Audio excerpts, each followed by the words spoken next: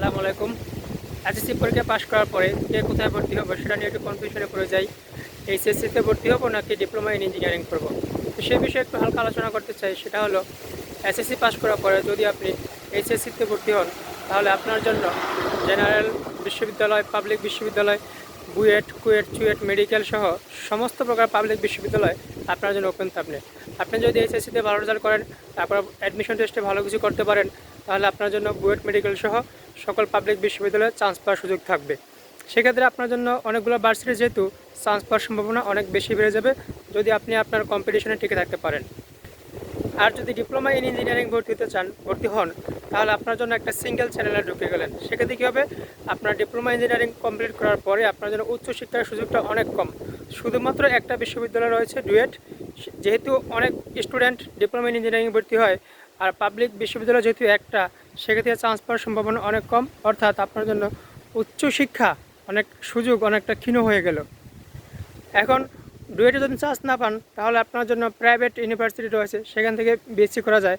কিন্তু অনেকগুলো বিএসসিতে আবার আইএবি অ্যাক্রিডিটেশন নাই, আইএবি স্বীকৃত নয়।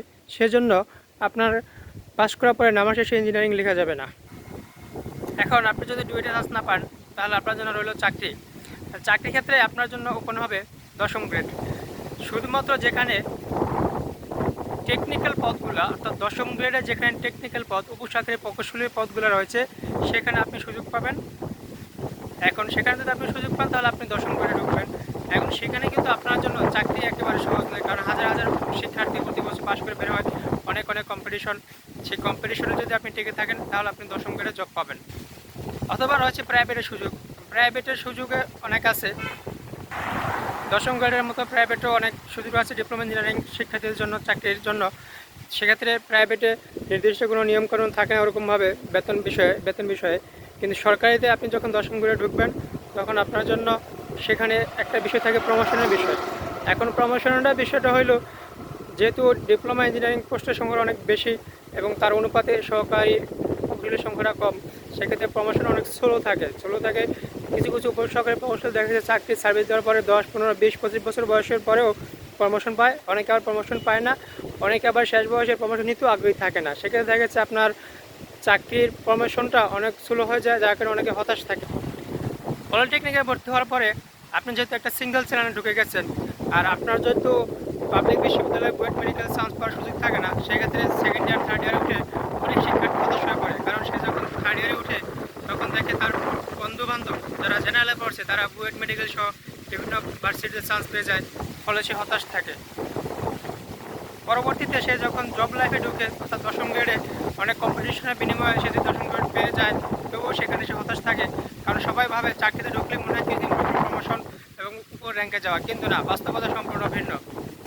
বাস্তবতা হলো আপনার 10ম গ্রেডের প্রমোশনের সুযোগ যেহেতু অনেক কম, সেক্ষেত্রেও সেখানে অনেক হতাশায় ভোগে। এখন দুইটা বিষয় হলো, প্রথমে আপনি পলিটেকনিকে ভর্তি হয়ে অনেক ভালো পড়াশোনা করেছেন, কিন্তু যেহেতু একটা সিঙ্গেল চ্যানেল ঢুকে পড়ছেন সেখানে আপনি হতাশায় পড়তেছেন। আবার চাকরিতে ঢুকে যেহেতু সেখানে আপনি প্রমোশনের জন্য সমস্যার কারণে হতাশায় ভুগতেছেন, তাহলে আপনার দুটো হতাশা একত্র হয়ে গেলো। আপনাকে জীবনে অনেক হতাশা এবং আফসোস করতে হবে। এই হতাশা থেকে দূর করতে হলে আপনাকে পলিটেকনিক লাইনে ভর্তি হওয়া চলবে না, আপনাকে জেনারেলি এইচএসসিতে ভর্তি হতে হবে। এখন যে সমস্ত শিক্ষার্থী এসএসসি পাস করেছ, যারা এইচএসসিতে কিংবা পলিটেকনিকে কোথাও ভর্তি হবে বুঝতে পারতেছে না, এবং অভিভাবকরা অনেক সময় সন্দেহহীন থাকে, কনফিউশন থাকে যে ছেলেমেয়েদের কোথায় ভর্তি করা হবে, তারা বিষয়গুলো একটু জেনে শুনে বুঝে ভর্তি করাবেন। শিক্ষার্থীরা জেনে শুনে ভর্তি হবেন। সব জায়গায় সুযোগ আছে, ভালো করার সবখানেই সুযোগ আছে, তবে জেনে বুঝে তারপরে পরবর্তী স্টেপ নিতে হবে। আরেকটা বিষয়, পলিটেকনিকে ভর্তি হওয়ার পর যেহেতু এটা কারিগরি শিক্ষা, তো অনেক সামাজিক স্বীকৃতি রাষ্ট্রীয় সিস্টেমে এখানে স্বীকৃতি এবং সামাজিক মর্যাদা অনেক কম দেওয়া হয়। কারণ মুখে মুখে অনেকে কারিগরি শিক্ষার কথা বলে, কারিগরি শব্দ পালন করা হয়। পলিটেকনিকে অর্থাৎ কারিগরিতে ভর্তি হওয়ার জন্য অনেক উৎসাহ উদ্দীপনা দেওয়া হয়, কিন্তু বাস্তবে এটা সামাজিক মর্যাদা জেনারেলে পড়লে যেরকম পাওয়া যায় সেরকম পাওয়া যায় না, দেওয়া যায় না। যেহেতু সামাজিক মর্যাদা একটু তুলনামূলক কম হেওয়া করতে দেখা হয়, তাই পলিটেকনিকে ভর্তি হয়ে অনেক শিক্ষার্থীরা হতাশা থেকে আফসোসে থাকে। বিষয়টা ভেবে দেখতে হবে। যারা পলিটেকনিক লাইনে পড়তে ইচ্ছুক, অনেক ভালো পড়াশোনা করতে ইচ্ছুক, যে পলিটেকনিকে পড়তে হবে নাকি জেনারেলে পড়বা, যেখানে নিজের বুদ্ধিমত্তা, নিজের প্যাশন, নিজের ভালো লাগা কোন সেক্টরে ভালো হবে, কোথায় কম্পিটিশন টিকে থাকতে পারবে, সেই বিষয়ে ভেবে চিন্তে তারপর সিদ্ধান্ত নিতে হবে, যাতে পলিটেকনিকে ভর্তি হওয়ার পরে হতাশ এবং আফসোস করা না লাগে।